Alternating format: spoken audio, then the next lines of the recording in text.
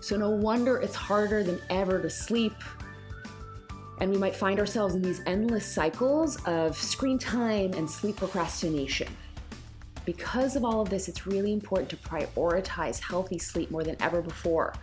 Sleep is foundational to physical and emotional wellness. It enhances mood, it heightens brain function, it strengthens our immune system. Experts agree that getting consistent, high-quality sleep really improves all aspects of health, which is why it's worth our attention.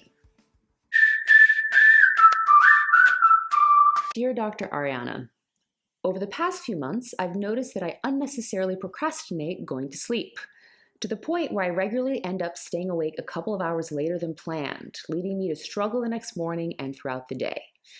The issue is not that I fail to fall asleep when I'm in bed, but that I find ways to delay turning off the light, compulsively reading articles, watching videos, browsing real estate listings. The activity or content itself doesn't even matter so long as it keeps me up. It seems that I'm willfully resisting the call for bedtime as if I were a child. And even though I know I'm sabotaging my own well-being, I can't stop myself. This has never been a problem for me before. What can I do to regain control over my own bedtime? At the time of recording this, we're still in the midst of COVID, and I can't tell you how many conversations I've had about disrupted sleep during this time. Not only with patients, but with family, friends, my community. We already weren't doing great with our sleep habits. And on top of that, throw in a global pandemic, and it brings a whole host of other challenges. Why has it been particularly hard to sleep during this time? We've had to adjust to new schedules, or should I say lack of schedules, since most of us are still working from home and are not able to go about our normal routines. And what that also means is that we don't have our usual time anchors, and so it's harder to tell what time it is. Things like commuting home from work, going to the gym, going to our usual social events. Working from home also means that we're getting less natural sunlight because we're not getting out as much. And that messes up our whole circadian rhythm, which means the rhythm of when we feel tired and when we wake up. Because we've been in this for a while, we also forget that we're living in a state of high alert. When we detect danger, our body goes into something called fight or flight, and it gets flooded with adrenaline and cortisol to help us either run away from a danger or to fight a danger. The problem is that the threat that we're facing isn't one that we can see, right? And we can't run away from it. It's always present, and we're consciously or unconsciously reminded of it every day when we watch the news, when we see someone wearing a mask. As a result, our body, whether we realize it or not, is actually in a more permanent state of high arousal, which has increased our stress levels, which impacts our sleep. Add on top of that, greater depression and isolation, anxieties and worries, not only about our health, but the health of our loved ones, the social repercussions of this current situation, like our jobs, increased family and work stress due to working from home and homeschooling. It's a mess. And lastly, we're also dealing with an excess of screen time, whether it's checking the news on your phone, being on Zoom calls all day, FaceTiming family, binge watching Netflix. All of this screen time, particularly in the evenings, has a negative impact on our sleep. We're also dealing with an excess of screen time, whether it's checking the news on your phone, being on Zoom all day at work, FaceTiming family and friends, binge watching Netflix. Particularly in the evening, right before we go to bed, all impacts our sleep. Because not only does this all stimulate our brain and make it hard to wind down, but the blue light also messes with our melatonin production, which is a hormone that we need to produce in order to go to sleep. So no wonder it's harder than ever to sleep. And we might find ourselves in these endless cycles of screen time and sleep procrastination. Because of all of this, it's really important to prioritize healthy sleep more than ever before. Sleep is foundational to physical and emotional wellness. It enhances mood, it heightens brain function, it strengthens our immune system. Experts agree that getting consistent, high-quality sleep really improves all aspects of health, which is why it's worth our attention. So, how do we get better sleep, especially in the context of COVID? Number one, Watch your substance use, watch your substance intake. Most people know that caffeine contributes to sleeplessness, but so does alcohol, weed, and nicotine. Alcohol initially depresses the nervous system, which helps us fall asleep, but when that effect wears off in a few hours, we wake up. Alcohol also has a lot of sugar, which our body is working overtime to process, and that's why we don't get good or restful sleep when we've drunk a little bit too much. Nicotine, even from e-cigarettes, is a stimulant, and it speeds your heart rate and your thinking. Studies have also shown that weed disrupts our deep sleep cycle, therefore giving us poor quality sleep. Giving up some of these substances is probably a good idea, but at least avoiding them before bedtime is another option. Number 2, practice good sleep hygiene.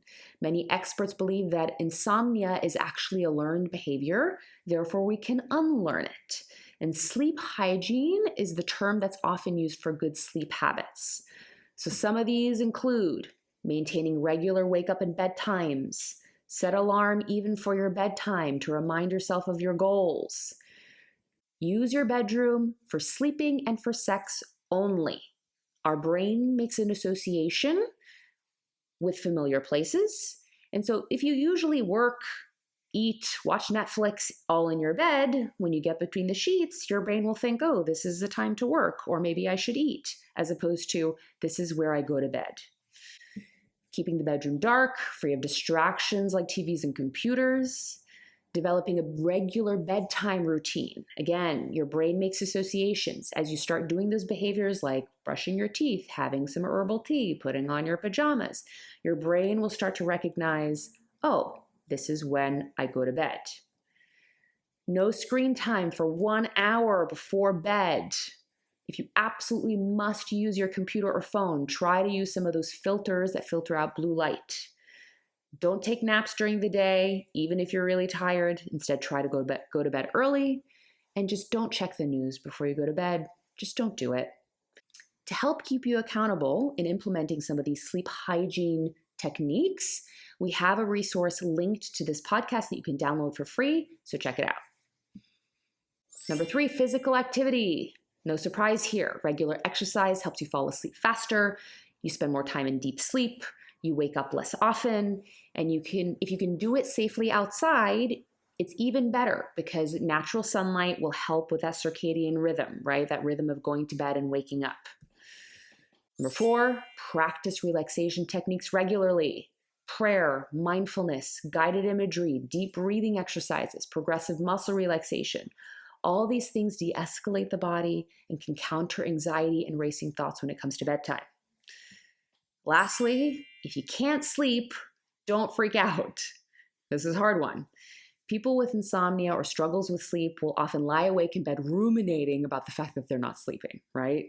They look at the clock and they have these catastrophic thoughts. Oh my gosh, it's 2 a.m. Why can't I sleep? Tomorrow's going to be absolutely ruined. I'm going to be exhausted. I'm not going to be able to do anything tomorrow. Okay. In these situations, I tell people to think back on a time when they might not have had a lot of sleep, whether it's pulling an all-nighter in college or working on a presentation. How was it the next day? Yeah, you were probably really tired and you probably weren't your best, but did you die? Did your head explode? Did the world end? No, you were just really tired and maybe a bit cranky, right? So, restructure some of those thoughts, and rather than willing yourself to sleep, practice some radical acceptance. Just saying, yep, I'm not going to sleep at all tonight. Thank God human beings can go 11 days in a row without any sleep. So you know what? I'm actually okay. So I'm just going to sit here or lie here, do some deep breathing, and just accept the fact that I'm just not going to get any sleep. And just maybe you finally will. Friends, we already live in a culture that doesn't promote good sleep. Throw in a global pandemic that's completely disrupted our routines and put us in a state of high alert. It's not surprising that a lot of us are struggling with maintaining good sleep routines and getting good quality sleep. To my amazing listener who wrote in this episode, thank you for sharing your experience that so many can relate to. A quick thought about your situation in particular.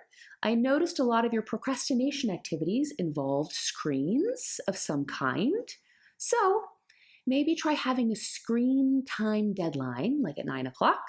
And after that time, you can do whatever you want. You can procrastinate for as long as you like, as long as it's something like reading, listening to music, drawing, I don't know. Just maybe you'll find yourself more willing to get between those sheets at a reasonable hour. And on top of practicing good sleep hygiene, like limiting your screen time, watch your substance intake, practice regular relaxation techniques, and if you're anxious that you're not sleeping, practice some radical acceptance.